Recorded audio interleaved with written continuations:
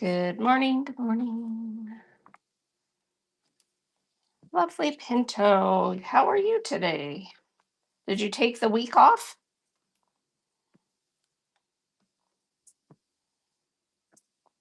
Welcome in. Thanks for joining. I'm just getting started here. Thanks for joining. All right. What's going on, everybody? It is stormy and windy here today. How is it? You have the whole summer off. Long story. Oh my goodness. We'll have to chat. Okay. Hopefully it's a good story, not a bad story.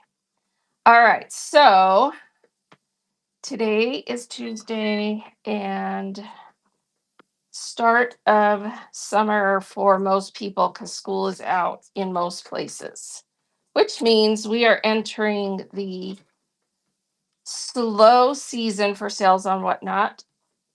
So brace yourself for that. And, just you have to be inventive, creative, do a lot of, reorganizing, clearing out, things like that. So, welcome in. And can everyone tell me in chat um, how long you've been selling on whatnot?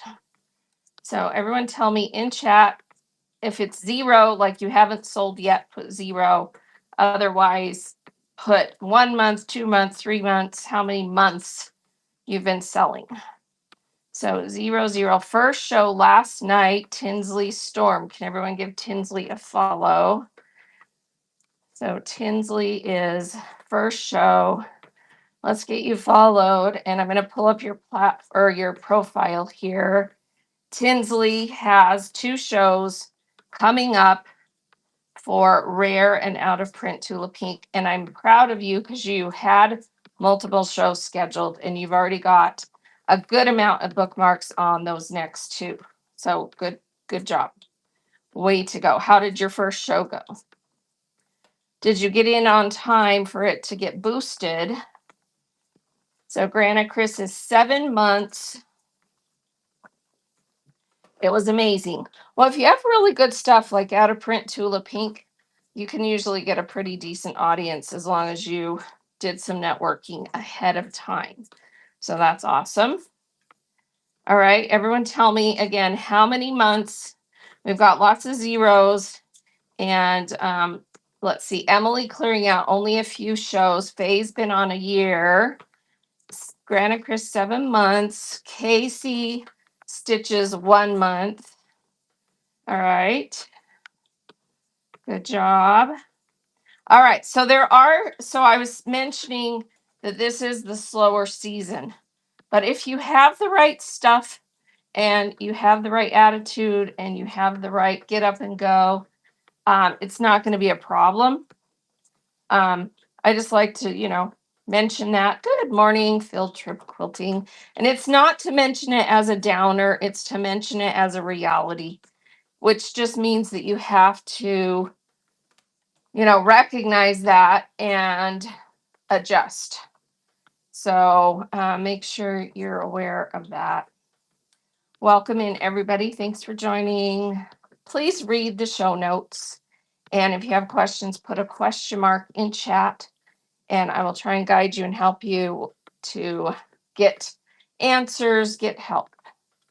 Yes, exactly. You need to be able to not take it personally, because in addition to all the other things that affect online sales, which are economy, gas prices, all that good stuff, we're in the season where people are just outdoors, um, you know, going on vacation, spending their money elsewhere right now. So, you know, it is what it is.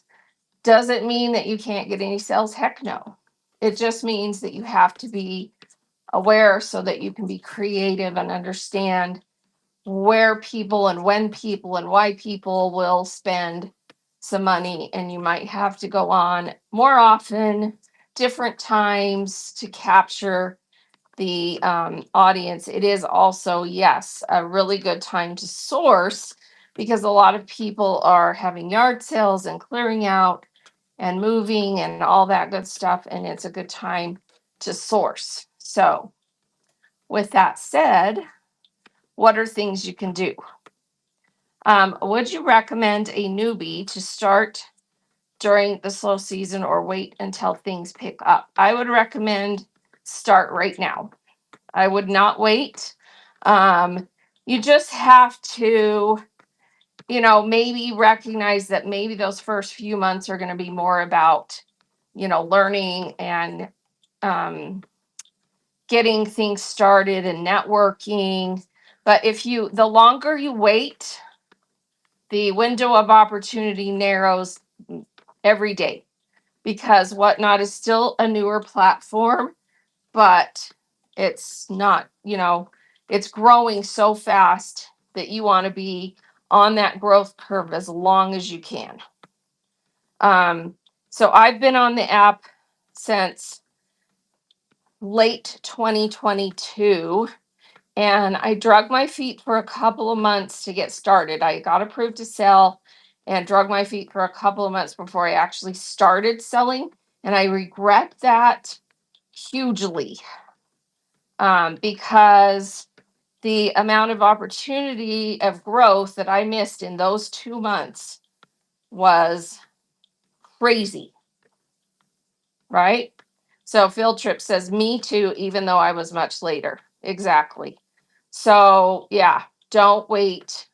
The only thing I would say to wait about is make sure you understand how to do shipping and do some practice shows, which are when you schedule a show, instead of going live to the public, you go live privately. And so it's a real live show. It's just not advertised to the public. And you do a couple of those, including sell some stuff, and then you'll be able to learn how it works. Rehearsal shows are a little bit different because they're not actually live. It's just them letting you go inside how the software works and practice. And those are good too. Do some of those, but do private shows where you actually go live, you invite people with a link to your show that you want to be there, family, friends, people that you've met here that are trusted, and actually run a show and have them give you all the feedback that you need and actually have people buy a few things so that you can do the fulfillment and ship it and know how that works too.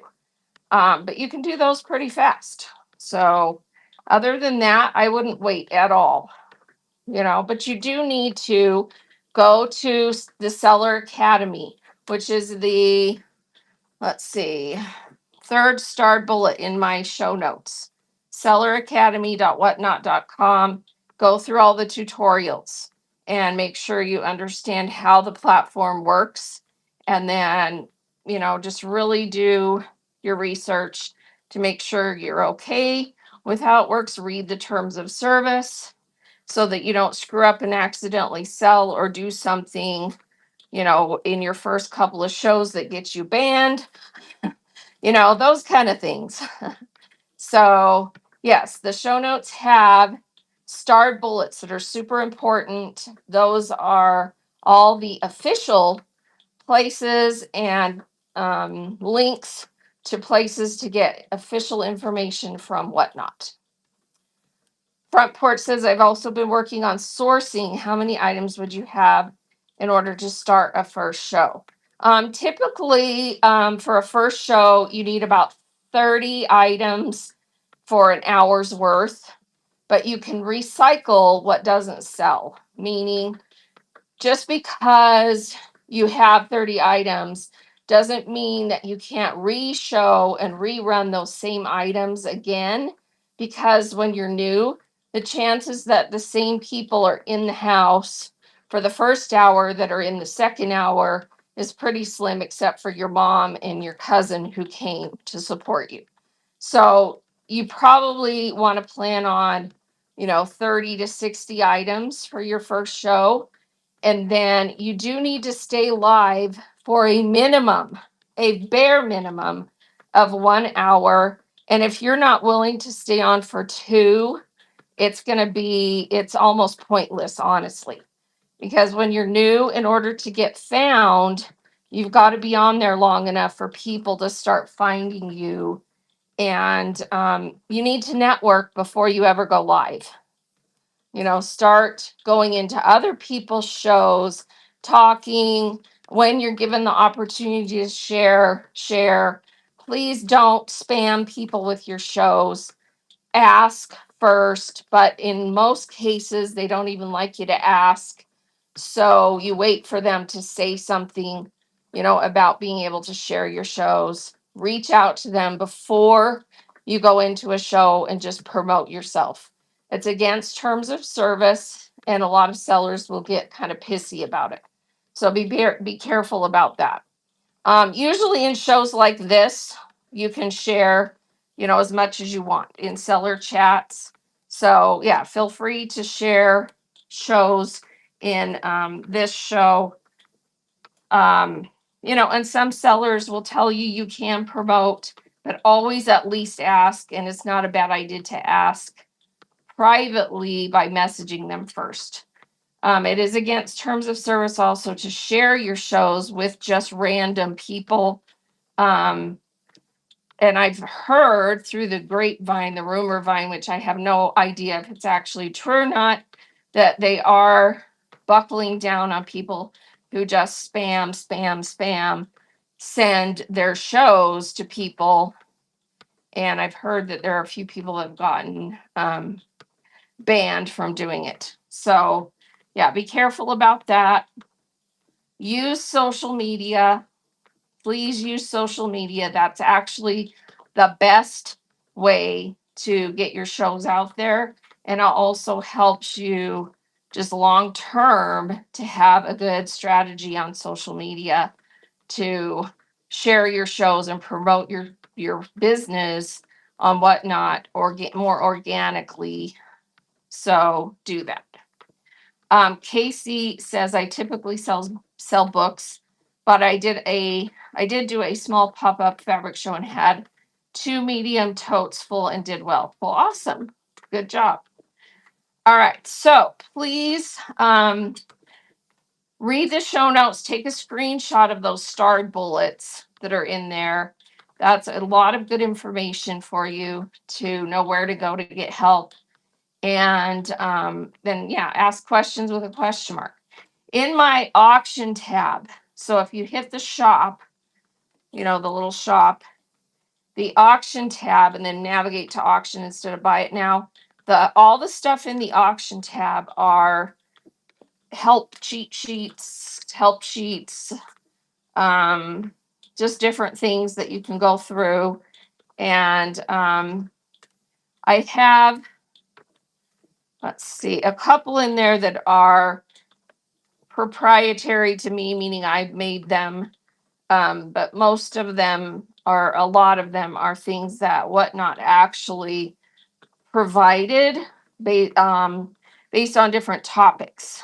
So I'm part of the community support team, and once a month we do a themed show that has to do with a specific topic. This month we talked about shipping, so that the replay of that show is available in my YouTube account, which is in the show notes.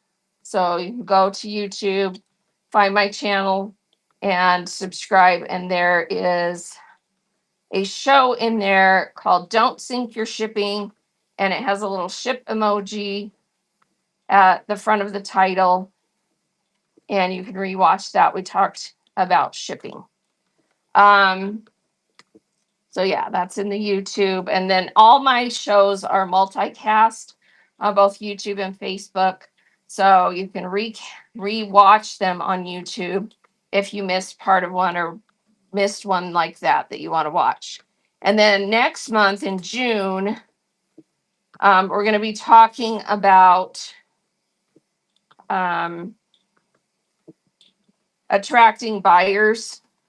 So if you'll bookmark that show, that's on the 13th. That show is where we will talk about attracting buyers. That's our topic for the month of June. All right, so welcome in. Please read the show notes and let me know what you need to talk about. So let me make sure I didn't miss any questions here. Let's see. Why do some people have the support rating in their profile? Is that the beta test of doing our own support? No. So that means that they've actually have had enough people. That's actually not a great thing to have. I'll tell you why. So it means that they've had enough people request to cancel or request a refund or something, that, an interaction with customer service. And so that means that that rating shows how well they respond, how quickly and how well they responded to those requests. So you rarely see those ratings on smaller sellers. Well, I don't even think you see them at all unless they've reached a certain level. Um, but that's what that is. So it means that they've had enough opportunities to have to respond to a customer service request, and that rating indicates how well they're doing with that. What's your opinion on craft and tells or show and tells? So you're talking about like demos where you show them how to make something. I think they're awesome. Are you going to get a lot of sales in shows like that? Not necessarily, but you can do pretty well at, because people feel safe coming to a show like that, because they don't feel pressured. It's not a constant buy this, buy this, buy this kind of show, but you need to do things like have your buy it now loaded, sell kits, sell the supplies that they would use to make that stuff, so that it's worth your time. And it's a networking time. So it's a time where you can really feature what you do, what you're good at, and share with everybody and build kind of an organic following if they love that kind of stuff that you do. But you've got to be smart and strategic about how you do it, so that, because if you really don't have the time to do it, meaning that, you have a limited amount of time to get sales, then you need to make sure it's worth the time that you're putting into those kind of shows. So yeah. So I think they're awesome, because a lot of people enjoy just going in and watching what you're making. And I would say, though, do it in a way that you can really pay attention to the chat, because I go into some of those and they're just doing their thing and they aren't really paying attention to their chat. And so then they kind of loses its effectiveness. So do it in a way that you can really, you know, watch the chat and still do what you're doing, if that makes sense. Yes, it's definitely a future investment in a way to network. So, yeah, and Faye does a lot of them. Yeah. So it's, I haven't been doing as many lately, but I enjoy them when I do them. Sassy Swan says, I have settings at 1 to 3 ounce priority over a pound. An order totaled 123 ounces, but it stayed ground. What am I doing wrong? Okay, so wait. I have settings at 1 to 3 ounces. Priority over 1 pound. Did you mean, I'm not sure what you're saying, Sassy Swan. So you have settings where everything under 1 pound goes ground advantage. And then you decide at 1 to 5 pounds whether it's going to go priority or priority flat rate. And then 5 pounds and over, whether it's going to go flat rate, priority, or ground advantage. So if you sold something or sold some stuff and it equaled 123 ounces, that would tell me that you had your 5 pounds and over set for ground advantage.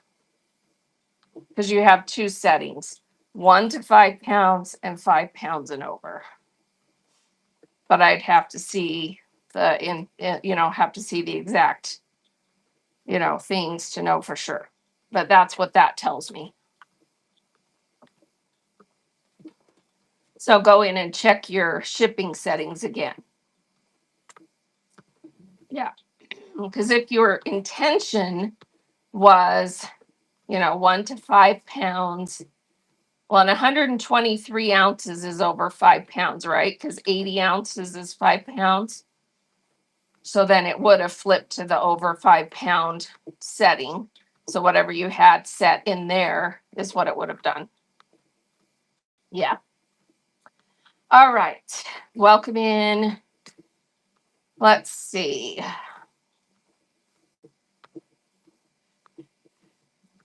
One seller said she's all priority shipping. Does she pay more for that? Well, not necessarily. It just means her customers are paying more. Because if you have the over 5 pounds set at priority, it's a higher rate than the ground advantage rate. But if you're selling really high end stuff, you want to offer priority shipping because it's insured and it's going to get there faster, right? So it just depends on what you're selling and your business model, because you may want to offer priority, and if you have it set for reduced shipping, then you're, as the seller, you're going to use some of your adjustments and pay some of the shipping. It just depends on your business model and what you want to do. So if I was selling $1,000 handbags, I would have my shipping setting set that way too, because I would want to offer the, best shipping rate, or not rate, the best shipping time, and the opportunity for them to get their item faster when you're spending that kind of change, right? And you may even offer free shipping and have it set at priority when you're selling really high end stuff. So just all depends on, what your model is. Welcome in, welcome in. Please read the show notes. And if you have questions, put them in chat with a question mark. I'm Dana, aka Draz.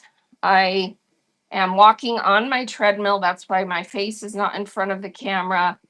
And I just chat while I walk, answer questions, send people where to go, tell them where to go to get information. I will tell you where to go. And pretty much all the information I share is in the show notes and in my shop. So there's just tons of information. Make sure you look at everything. Is there a recommended dollar range for giveaways? Well, if you're doing giveaways that get mailed in an envelope, there's a hard rule that you're not allowed to send anything valued at over $20. So if you're sending giveaways that are gift cards, make sure they're less than that. If you're sending anything, like that. But there is no limit on the dollar amount that you want to give away. It just all depends on what you're doing, what you want to do. Casey said I had a seller from a different category. If you're just sitting there and not swiping, get the HE double hockey sticks out of the show. You're a waste of space. Wow. They actually said that to the audience. That's very rude. Yeah. I don't know. There's some categories where it is kind of like, I don't know, like, what's the right terms to use? They talk like street thugs and gangs. That's just kind of how they roll. But yeah, there's some wild categories. And that's just kind of how they roll, and people like it. How some people just they like the tension, they like the crassness, they like the rudeness. That's not me. I I don't even go into some of the categories at all because I'm just like, I don't get it. And that's obvious that I don't get it, you know? So, yeah. Are sellers supposed to offer giveaways to all viewers or followers, or can they just give to buyers only? What is the whatnot policy? So, well, you have to follow terms of service. So, a giveaway is considered a sweepstakes. And so, you have to follow federal and local laws regarding giveaways, which means that in all giveaways, there's what is called no purchase necessary. You have to be able to allow people to enter the giveaway without making a purchase if you're going to offer giveaways. Can you put limits on it? Sorta. Okay.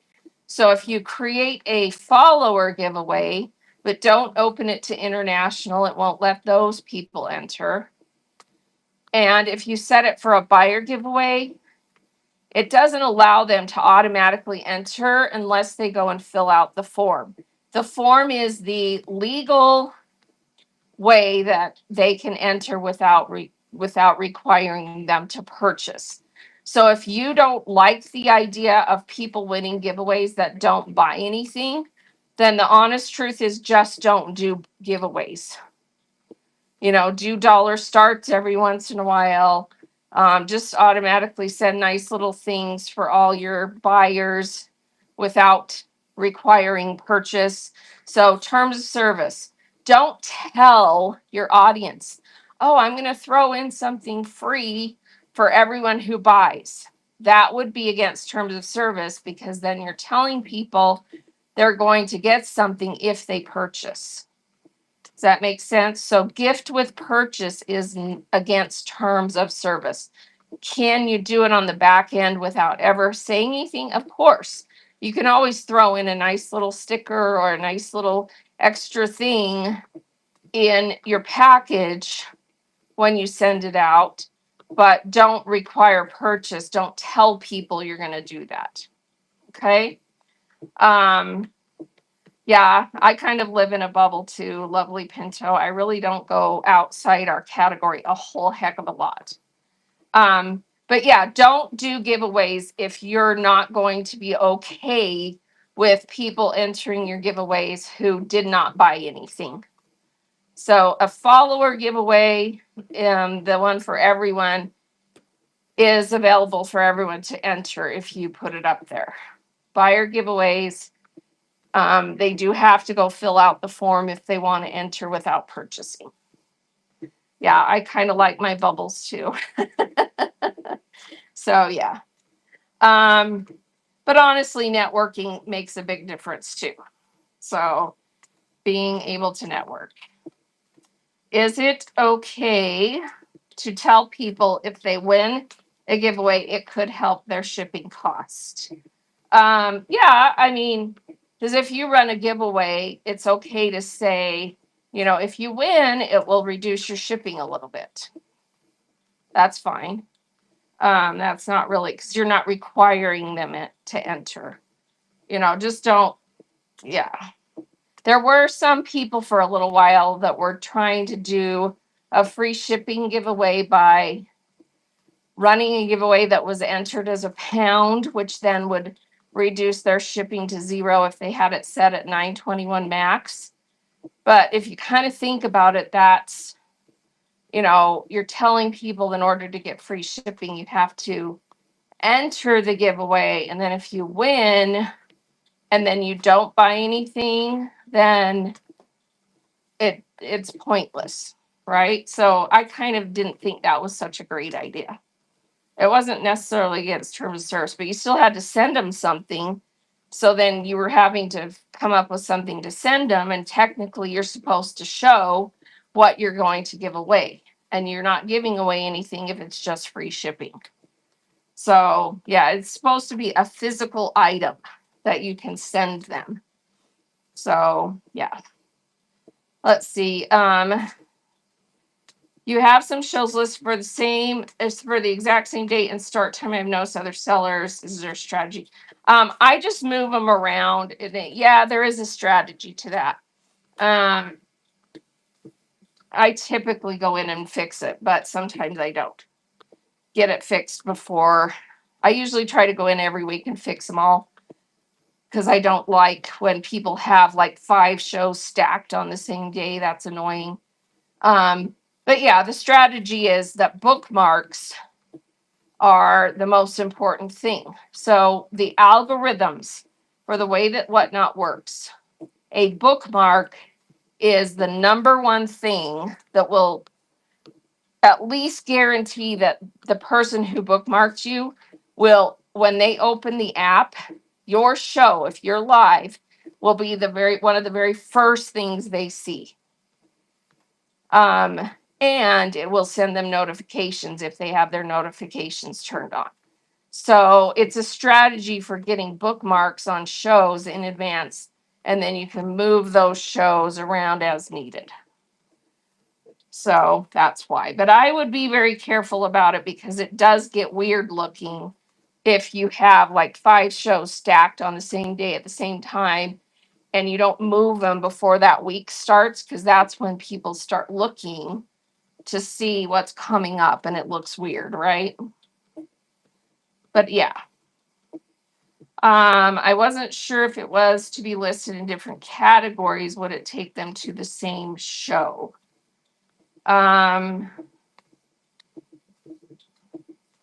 If what was listed in different, if you had multiple shows in different categories, well, you can only go live on one show.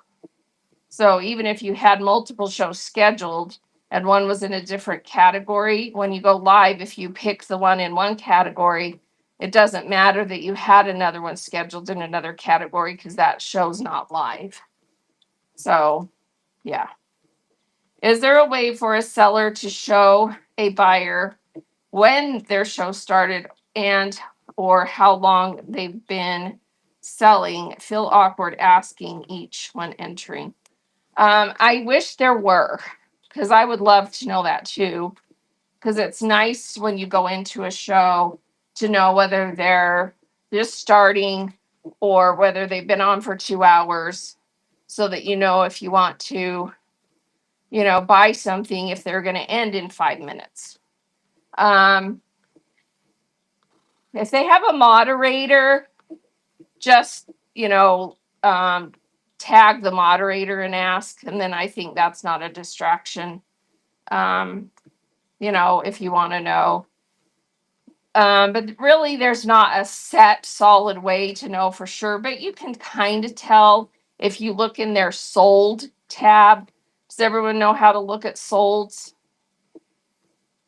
Yeah, because you can see how many items they've sold. You can see from the number that they're running when you run an item. If it has, 88, they've probably been on a while. If it only has number 6, they haven't been on very long.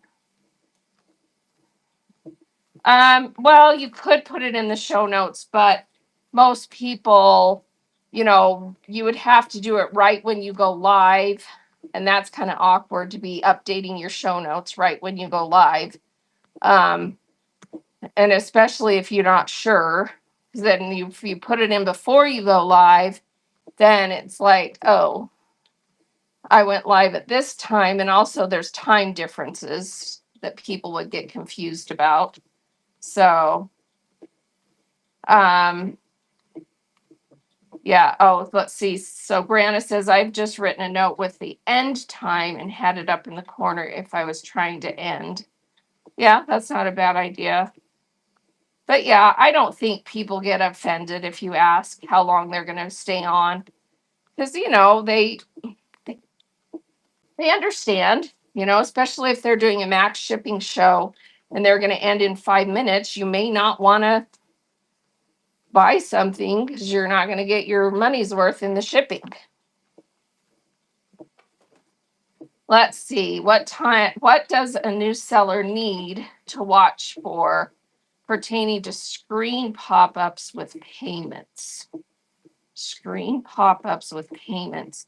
Oh, like when someone's payment fails.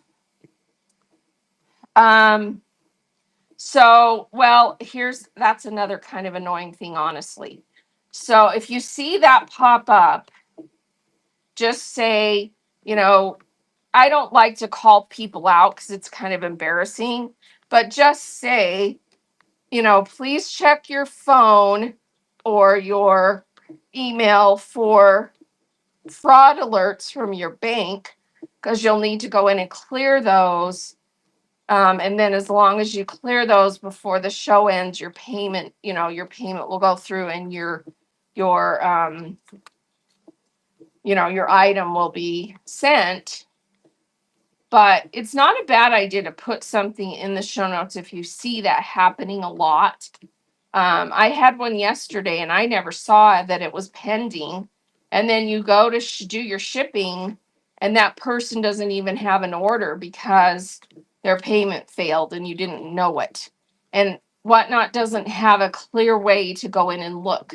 You can look during the show, but usually you're so busy running your show that you don't go check pending sales.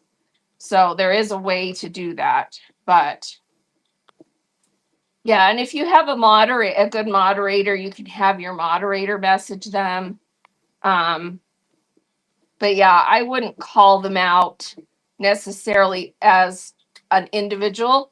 Just have something in your show notes or in general say to your whole audience, if you have, your payment fail, double check your email and text for fraud alerts from your bank. It's pretty common with Whatnot because of how it works. I also, you can also encourage people maybe to connect their account with PayPal or Venmo instead because those work better, stuff like that. Yeah. So yeah, you see it come up on the top of your screen, when their payment has failed. And sometimes it'll sit there and repeatedly show that, but I didn't notice the one from last night at all. So I don't know. But I did have my camera down, and sometimes I miss it if I'm not seeing it on the camera because it's not as obvious on the laptop. So, yeah. All right. But yeah, just educate people because it happens to everybody. Banks don't love it when you're doing that. So, yeah, PayPal and Venmo don't do that as bad. And so then you can use those. So, I don't know, you can tell people you may want to consider connecting your PayPal or Venmo instead of your bank card. Good morning, Lynn's Vintage Village. Welcome in. All right.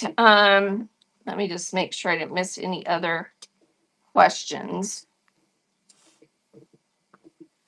Let's see. Field Trip says, I wish you could do free shipping for buyers after a certain dollar amount spent. Tell Whatnot. That's actually something that might happen. But I don't know exactly how. So I know that's been requested. We have a lot of things we've been requesting for a long time. And they are working on some things, but it's in the works. Lots of good things coming. If you've noticed, they haven't been doing a lot of product update shows lately because they have a lot of things they're working on and don't want to get people too excited and leak it too early without making sure it's going to work. So there's some exciting things coming down the pike. I will tell you that. Yeah, free shipping for a whole show would be tough. You'd really have to be sure that you're going to have an amazing show and you have your pricing set for it to work. Would they have to refund shipping after the buyer reaches the amount? Yeah, they would have to work something out in there so that it would, you know, I don't know how exactly it would work. Yeah. Any hope for consolidating down to one actual purchase. So they're beta testing that in other countries where you have a cart, and after multiple shows, even within throughout the week, then you check out. But honestly, I don't see that happening in the United States because of how it's working pretty good in Canada, I think, because they have such a slower sales cycle and fewer sellers. But I don't know if it could work here. Um, but I would like it if you, even within the single show, if they could just add to cart and then check out before the show ends. That how do you do that with the way that shows work? Because you'll have a seller sometimes just abruptly end a show, you know? So how do you know? You would have to have it much more structured and orchestrated to be able to work, but it would be nice. But the thing is, with every charge going through, it's a guarantee that as long as their payment doesn't fail, you've made that sale.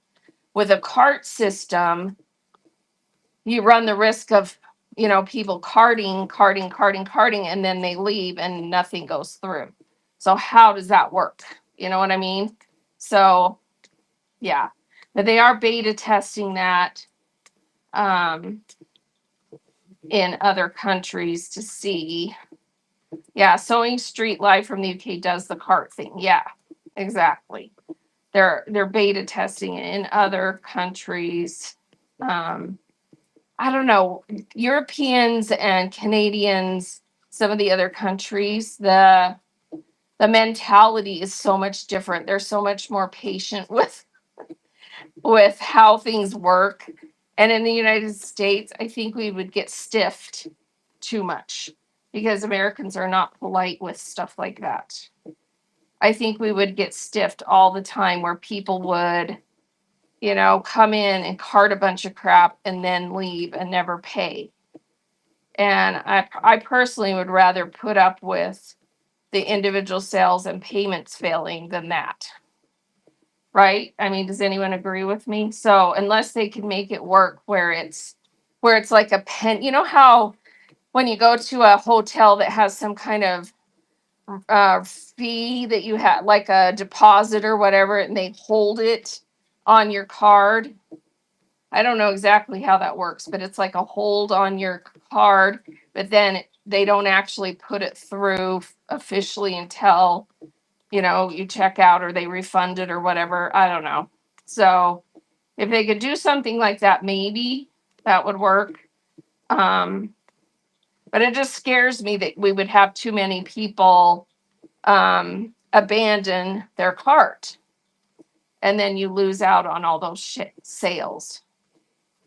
So we're talking about it would be nice to have more of a cart system where people only have to check out once instead of every charge being a transaction. And they are beta testing that in Canada and the UK. I just don't know if this US we're just so, I don't know, we're such a, fast society, quick, I want it now. And the way that everybody does things, our attention span is zero. I don't know. Let's see. I really don't like when sellers go through all the fabric and set it aside for different viewers and then run their whole batch. Oh yeah, you're talking about a claim show. Yeah, we don't do those very often. It's just too confusing and people get their feelings hurt because they think they claimed it. And sometimes the system, like one of the times we did it, person claims it on my phone. It looks like person X claimed it on my husband's phone, who's moderating. It looks like someone else claimed it. And it's like, how do you fix that? So, yeah, I don't love them either. And it takes a lot of time. There are a few sellers who've gotten really good at it, but I think a better strategy is to always run it first. And then if no one buys it, you allow them to claim. Because otherwise, how's it fair? but ice don't even love those either. So, yeah. Yeah, exactly. It gets really annoying to have to sit and wait for your turn to check out and all that stuff. But there are a few sellers who are really good about managing it, and it's not too bad. Yeah, exactly. So April says I don't mind them bundling as long as they run it first. Yep. Whatnot capitalizes on people wanting quick dopamine hits from buying and bidding, so it feels kind of boring and slow. Yeah, exactly. Exactly. So, yeah, I hate it when it feels like I didn't even get a chance to get the item. Yeah, exactly. I think a lot of people feel that way. Yeah. Let's see. How long can you pause a show to continue giving a buyer their shipping terms from an earlier show? 2 hours. So you can actually restart the same show within 2 hours, and then it's the same, it's still the same show. So it's just you take a pause. So I've seen some sellers actually go take a break and put a sign up. That's technically against terms of service. It's called a dead stream, where they're live, but they're not actually in the show interacting. So you could have flash sales running or bin items for purchase, but it's still kind of against terms of service. So the better thing to do is end the show. You can even raid, and then you just restart your show within 2 hours, and it's technically the same show. So there's in my auction tab, there is a little, I'll pin it for you. That's how to restart a show. So this was one that Julie Becker put together, but it's just the instructions of how to restart. Yeah, so just tap that, tap it again, take a screenshot of that, and you'll have the instructions. You have to do it on the web version. So you have to do it on your PC or laptop. All right.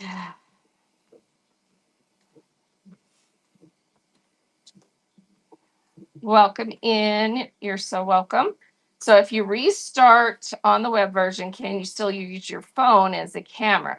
Well, yeah, you're doing the restart on the web version, but you're still going live on the camera. You're not actually going live when you restart. You're just going in and telling the show that you're going to, well,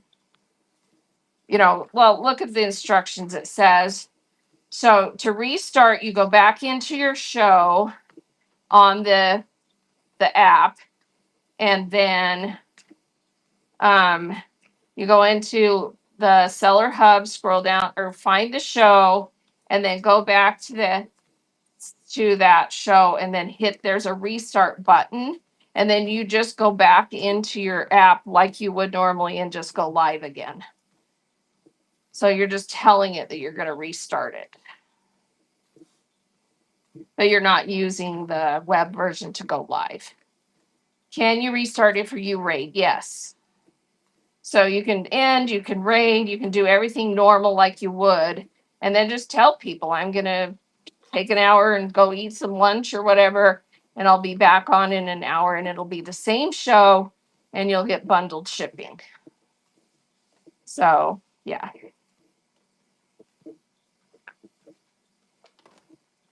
But that would be that's really the only reason people do it, is so that you can have, people to be able to come back and still continue getting their shipping. Yeah, it is a good way to take a break if you need to take breaks and not get exhausted, if that's an issue for you, for sure. I will say that from my experience, the few times I've done it, which has been a long time since I've done one of those, the chances that you're going to get your original audience all back in are pretty slim. You'll have a few customers hardcore that want to come back and see what else they can add to their order, but it's usually a whole different show. So I never felt like it was all that, great. But if you do certain types of sales, it could be useful. There's a lot of sellers who do lots of bin flash sales and stuff, and they do it strategically. And so Andy says the few times she did it, it was all new customers. Yeah, that's how I felt too. And so I was like, I don't know that it was that great, but if you do certain types of shows, it could be good. What goes around? Good morning. And yeah, it's not a bad thing to get new customers. It just wasn't really the original intent, which was to get people, um, bundled shipping and then, have them come back and be able to continue buying. So Restored said buyer's items was damaged in shipping. I refunded. Now it says she must return the item, and I see nowhere where I can fix or contact support. So you go into your orders, go into that order, and request help with order. And then stay on the same email thread until it's resolved. So orders, find that order, get help with order, and it will send a request and, send them pictures of everything or whatever is needed and stay on the same email thread until it's resolved. So that's where. Welcome in. Please read the show notes. Put question marks if you have questions. And customer service, if they are saying that she's supposed to return it, they should be generating a return label for her to return it. So make sure you ask about that. Maybe a good idea to use Restart after a lengthy demo so the buyers can access the demo. Yeah, that's not a bad idea too. I like that. All right. Off subject, how do I set vacation mode since I'm headed to see my grandbaby? It is in your, so if you go to your profile and then go to edit profile, it is, or not edit profile, sorry, not edit profile. Let me find it here. It's been a while since I looked at that. Okay, so account, preferences, I think it's under preferences. Someone tell me if that's where it's at. Shows, nope.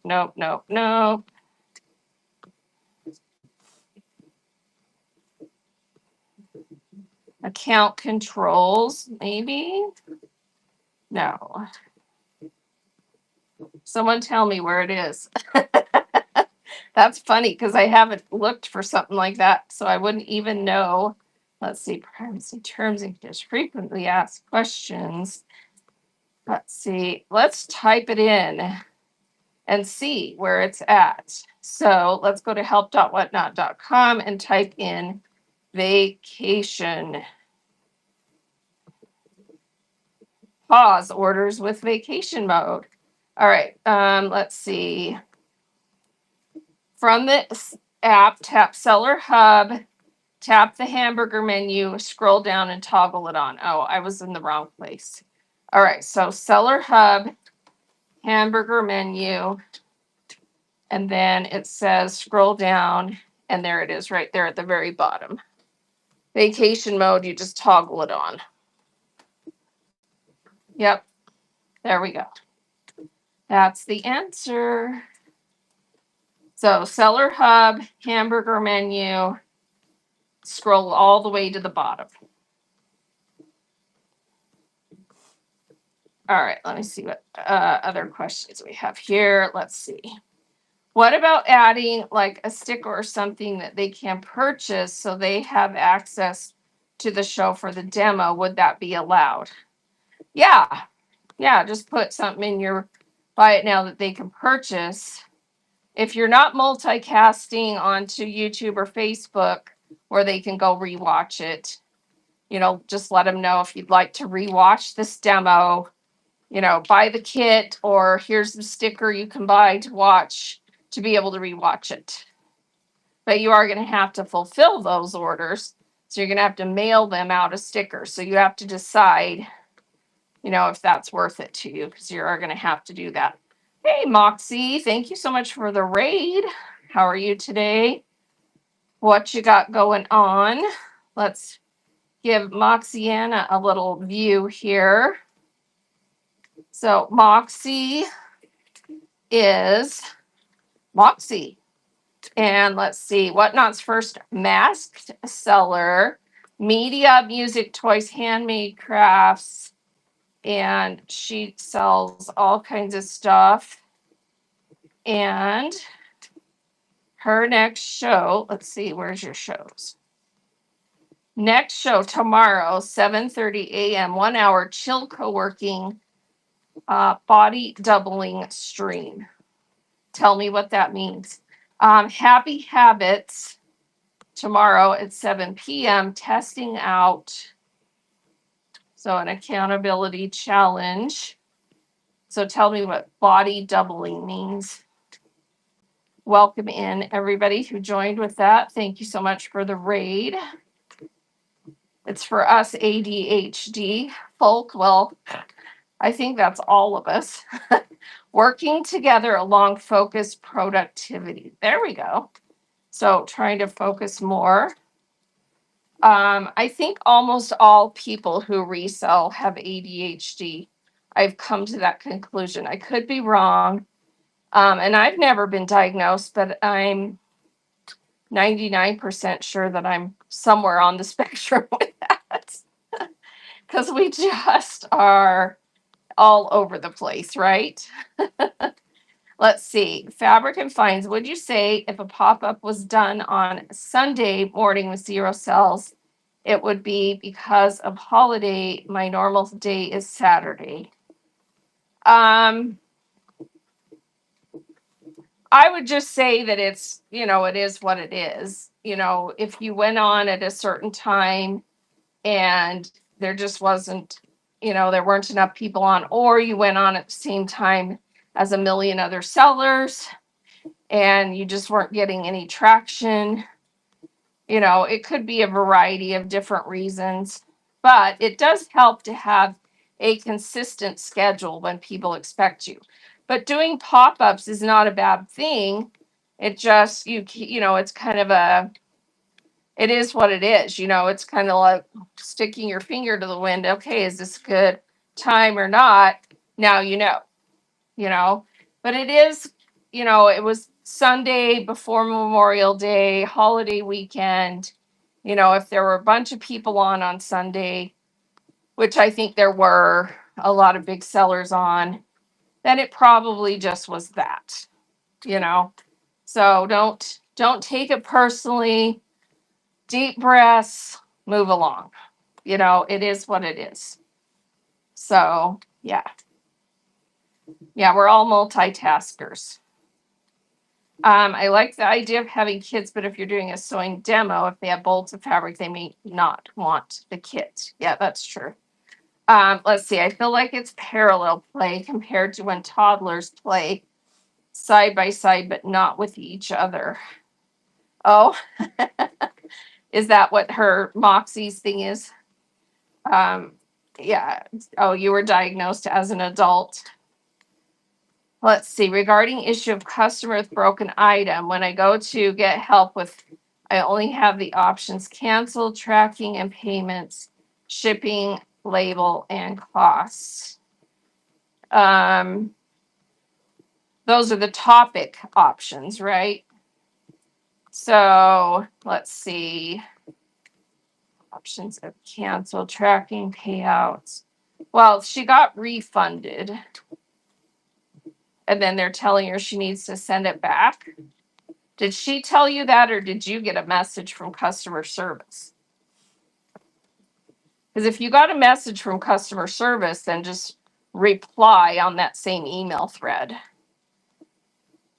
But if you didn't get a message and she's saying that they said to do that, yeah, you need to just get help with order. Just pick something off the list and then continue a message. Oh, it's not allowing you to email.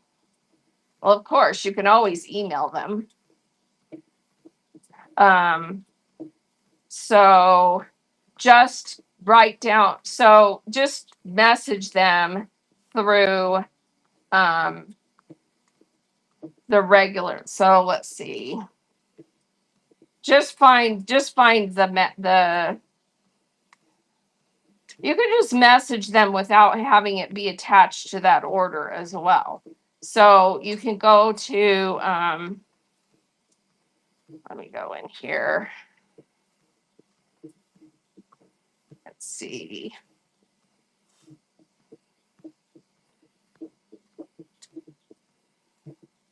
So just go to inside your account and let's see. Customer support. So seller tools, customer support, and you can just compose a message to them. See how I'm just starting a message to customer service. Let's see, where is it? Oh no, that's on there. So whatnot support. Whatnot support. And then message request. No, that's not it. That's in messages. Customer support. I know there's a way to do it. That you can just send a generic message.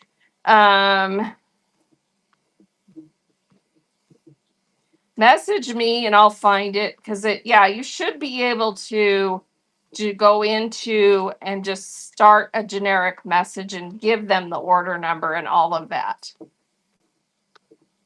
Let me see if there's and frequently asked questions, if there's a way to ask how to message them. So, that just keeps taking me there. Yeah, just message me and I'll find it and send it to you. But if you go to frequently asked questions to help.whatnot.com and type in contact customer service, and you should get an address you can at least send it to, and then give them the order number, because it got refunded, it's showing that as a closed order, that the order doesn't exist anymore. So that's probably why that it's doing that. But yeah, if you just go to seller support at whatnot.com and then start a new message with the order number and everything, because they should, if they're telling her that she needed to resend it back to you, they should be generating a label for her to print. So yeah. So you'll have to ask about that. Yeah, put in the title the order number and the date and the customer's name and everything you would need so that they can respond, and then stay on the same email thread. And you're going to be using your personal email if you need to, because sometimes that works better. Seller Hub, it's on the left side menu on a computer at least. Okay, there you go. Let's see. Let me see if I missed something else. Yeah, so I think that follow all those. I think you should be able to figure it out that way. But yeah, I've had better success emailing them back and forth on my personal email that's the one that's attached to your account, versus the system in the message system. So try that and then stay on the same thread. They are fully aware that customer service is not where it needs to be. And ideally, they have said that they would like to have, different options for customer service. But the way that Whatnot grew so fast, it was nearly impossible for them to offer phone service and keep up with customer service at the same time. It just wasn't, it wasn't doable. So they're aware of it, they're working on it, they're trying to do their best to keep up with it. It's when you grow that fast. And I know that sounds like a lame excuse, but it's reality. I mean, Whatnot started in 2019 as a brand new company. And if you look at where they're at right now, that amount of growth in that short of time, it's very difficult to keep up with all those kind of things. They physically cannot hire people fast enough to keep up with certain things. That's a reality. So, yeah. So, I honestly think, considering the amount of growth they've had in that short amount of time, the way that they've handled things is very admirable.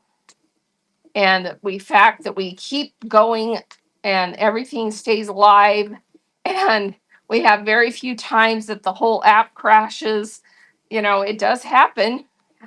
We've had, you guys that are newer probably haven't been around. We had times where the whole app would crash for hours, but that hasn't happened in a long time. So pretty amazing what they keep going, considering how many shows are live at any given time, right?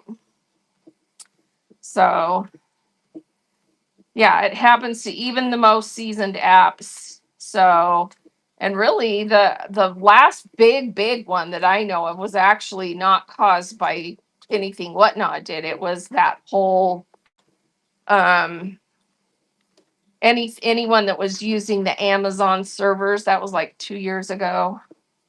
Yeah. App crashes mean a day off. Yeah, exactly. Yes, true. Because you're like, oh, wow, what am I going to do with myself? I literally can't get on there and even work on my listings or anything, right? It's like a total day off. All right. You used to love it when Adobe would crash when I worked in advertising. Everybody left for happy hour. That's awesome. Yeah. Yeah, I remember stuff like that. I used to work in the insurance industry, health insurance, medical insurance. And anytime our systems went down, it was like that too. It was like, woohoo, you know, let's go home or let's go to happy hour. It is pretty close to a miracle that this many people could come together without daily crashes. Yeah, exactly. Yep. Yeah, I mean, seriously, remember, if you've been in working with computers for any amount of time, the it's like we literally can hardly live without them because we don't remember how bad it used to be. I remember, way back in the DOS days when you would log on to a computer, you actually had to log on through DOS. Anyone hear that old with me? um, so, and computers had problems all day long, every day. And it was just like, yeah, you're here, DOS. Okay, all my DOS friends are here. Yeah, I was born way before the internet, too. So, well, I'm back when I first started working, most people used WordPerfect, and we hated when um, Microsoft Word came out because WordPerfect was such a much better software. And when we all had to convert over, we hated it. That was a big deal. Missouri State still uses DOS system for some of their programs. Oh my gosh. Yeah, that's bad. Your brother would hide the instructions to log in. That's hilarious. Yeah, when Windows 3.1 was amazing. Yep. When I went to college, I had a roommate who had one of the first IBM PCs, and she brought it to college, and we were like the envy of the whole building because we had a personal computer, so we could type our papers at home instead of having to go to the library or type them on a typewriter. People were still typing papers on typewriters when I first went to college, you guys. And you had to use whiteout to fix your mistakes. So, yeah. Or people were even handwriting some of theirs, and you had professors that would be like, okay, if you're going to handwrite it, here's my rules. And one of the rules was always don't use paper that has the little shrapnel when you pull it out of the notebook, because that would make them mad if they got the fringe. So they're like, use the paper that has that you can pull it out. I've researched with microfiche film, so have I, many times. Yeah, the dangling chads. You used typewriters to do doctor's dictations back in the day. Oh my gosh. Yeah. I have a sister-in-law who learned shorthand. Did anyone learn how to use shorthand? Remember shorthand? I never did, but she learned how to do shorthand, and it's like this whole language with words where you write down these tiny little abbreviated words that mean things. Yeah. Let's see. GA says, I admire your ability to do a large show last night, pack those orders, and help educate us. I believe you were one of the first sellers I bought from. Aw, well, I'm honored. I'm honored. Well, here's the thing, when you get things down to a certain system, you just really kind of know instinctively what you can do, how you can do it, when to do it, etc. It starts to become, second nature. But you do need to constantly be reorganizing, reinventing, fixing things. Because if you want to have growth, you have to be able to, do things better, faster, smarter, all the time. You're always improving so that you can grow on the platform, grow your business, just like any other business. So, yep. And yes, that show is shipped from last night. Shorthand was a challenge, like learning another language. Yeah. Is there a sweet spot on the auction counter? I feel like 30 seconds is a lot. It depends on your audience. And they'll get used to it. I prefer 10 seconds, but there's some shows where I just can't do 10 seconds because for whatever reason the audience just is missing them. And if I do 10 seconds, it's like, oh wait, rerun that. I missed it. And I'm like, come on, people. You can do it. No. So yeah, sometimes I have to do 15. So, but I prefer 10. You can do things like do 3 seconds. If you have people actively bidding, you can do things like 3 seconds with a 7-second reset, and then it's the same difference as 10 seconds. Or you can do 7 seconds with a 5 or something like that. We just got rated. Who rated us? Fun Flavors Box.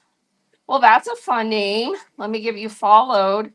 And freeze dried candy, ice cream, crunch treats, and new drops. Now featuring Wagastry pet treats. So they are a fun snack, free dries candy. Thank you so much for the raid. They have another show today at 12:45 p.m. my time. Freeze dried candy.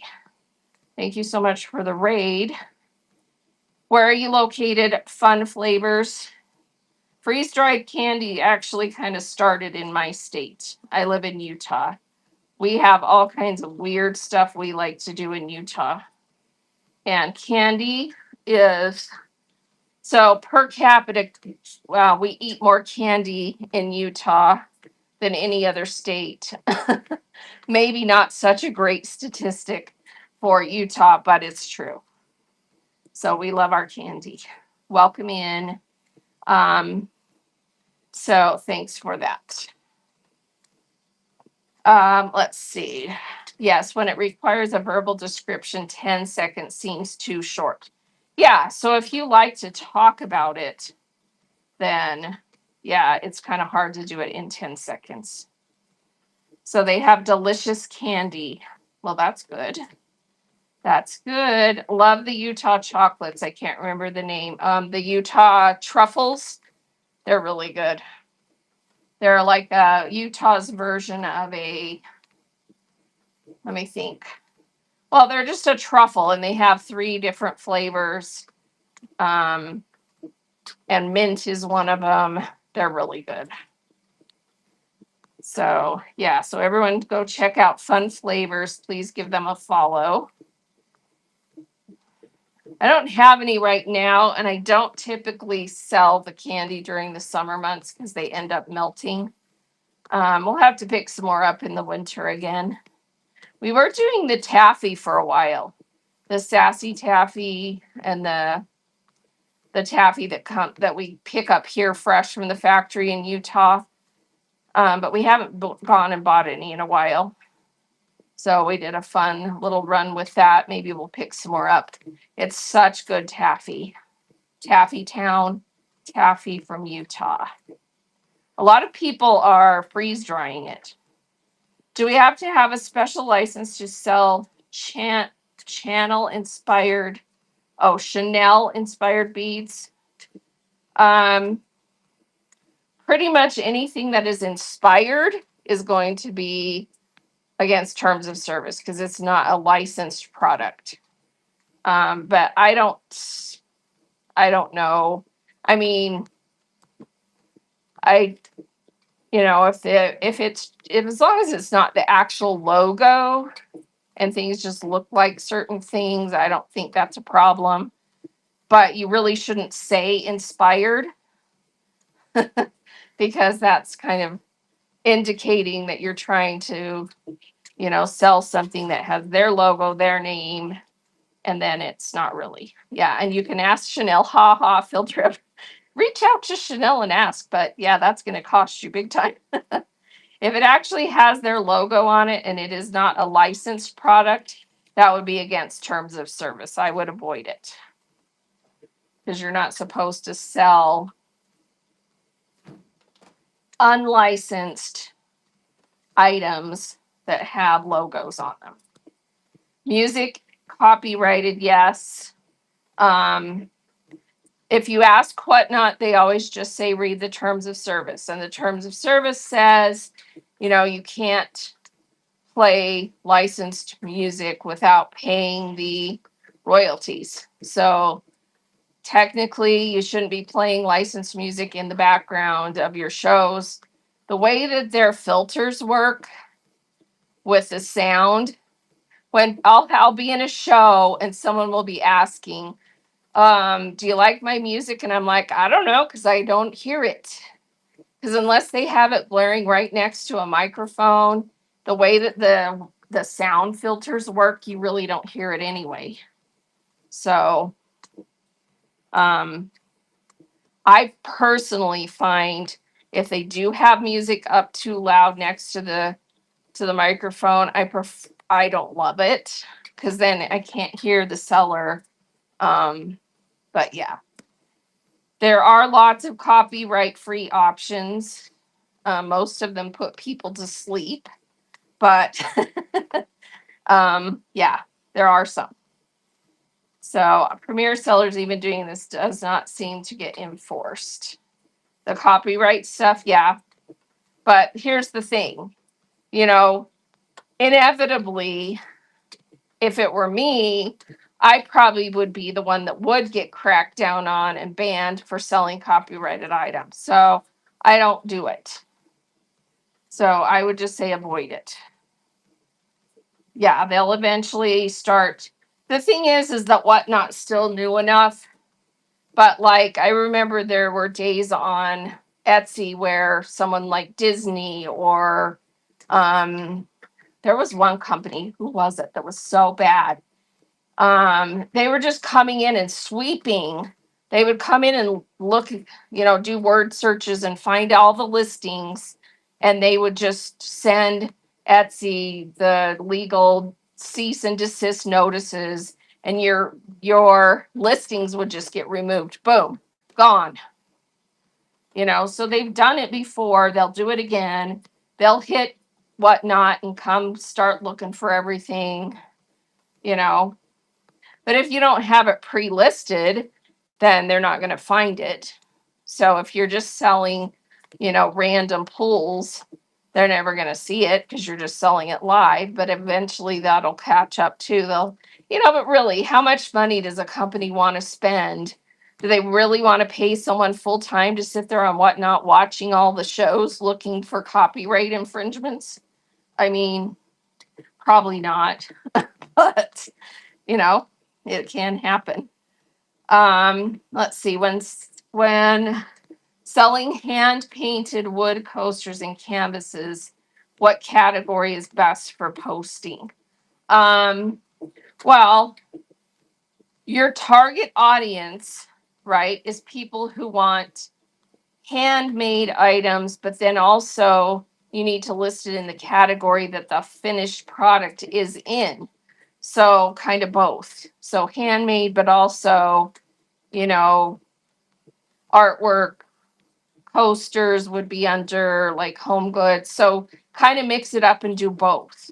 But your show probably needs to be in one of the handmade categories because you're an artisan, featuring your handmade items.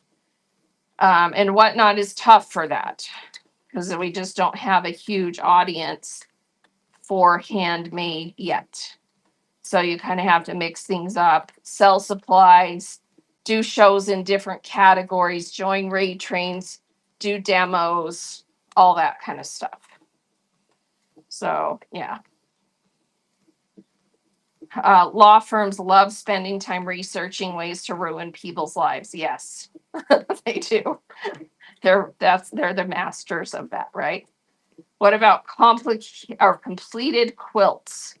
If you're hand making them, you're going to have a really hard time getting what it's worth on this platform. But if you want to list them, put them in there for the price that you want, and you might be able to sell them. If it's completed quilts that are vintage or whatever, you can sell those, but do them under you don't do completed stuff under quilt sewing fabric. Those shows are expected to be the supplies, people who are buying fabric and stuff to make quilts. You want the quilts under the people who don't make it themselves, because it's hard to sell a quilt to someone who already quilts. You know what I mean? You can sell quilt tops, you can sell, partially completed, you can maybe sell some cutter quilts for people who like to upcycle and make things out of them. But you want your actual finished products in handmade categories so that the people who don't know how to make it are the ones who are there shopping for it. That makes sense? So under arts and handmade, we've got lots of categories now for that kind of stuff. And then do crossovers, list things. I would pre-list anything like that so that it has more visibility. And then, what I mean by crossover is you may have your show in vintage decor, but when you list it, it's a handmade item made out of vintage stuff or something like that, so that you get crossover between the category your show's listed in and the category the item itself is listed as. So, because you can get traction in both categories by having show in one category, items listed in a different category. All right, welcome in. I need to get going here pretty soon. Let me make sure I didn't miss any questions. Let's see. Bummin' with Nana says, I'm doing my very first pop up tonight for vintage and antique books. I'm a newbie, but considering doing max shipping with flat rate boxes, yay or nay? So you have sold in other categories. So with books, you need to make sure you list them as books, first of all, because if they only buy one or two or maybe even three, they can get media rate because you listed it as a book. And then flat rate, you just decide based on the books that you have. If they're big old heavy hardbound books, and when they buy up to 4, you're not going to be able to fit it in flat rate, then don't do flat rate. Just do, priority 1 to 5 and then 5 and over ground advantage. And then it will decide based on how many books they buy, sell them at accurate weights, whether the media rate or the ground advantage is cheaper, because books can go media mail if you list them as books so you have to have the listing itself that you're selling them from has to be in the category of books. And then you're going to want to sell it at the most accurate weight possible. And then when you mail them, it can't be mixed. So like usually don't sell anything else in that show but books, because you can't like sell a book and then also send, bookmarks and ephemera in the same package. It has to be only the books. Hey, Carrie Kate, how are you? Welcome in. All right. I think that was all the questions that I had that I didn't see. All right, you are welcome. Thanks for being here, everybody. You're welcome, Moxie. All right, so if you don't have any other questions, I'm going to wrap it up. I'm here every Tuesday and Thursday morning, usually without fail. Sometimes I do fail, but I will let you know if I'm not going to be there on a given Tuesday or Thursday. And let's go find someone to raid. Let's see who's live out there. You are so welcome. Thank you, everybody. Thanks for being here. Let's go raid into, how about,